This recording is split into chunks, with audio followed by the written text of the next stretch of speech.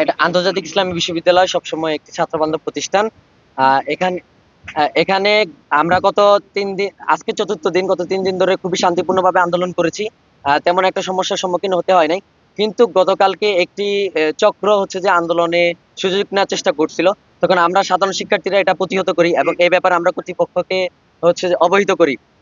কর্তৃপক্ষ এই বিষয়ে তদন্ত করছে এবং ওনারা যথাযথ ব্যবস্থা নেবেন। আর হচ্ছে যে এছাড়া আমাদের সবকিছু ঠিক আছে। তারা রাজনৈতিক ব্যানারে ছিল, এসব বিষয়ে আমাদের কর্তৃপক্ষকে আমরা জানিয়েছি। এসব তারা বিশ্লেষণ করবে, দেখবে, তদন্ত করবে এবং এর ব্যাপারে যথাযথ ব্যবস্থা নেবে।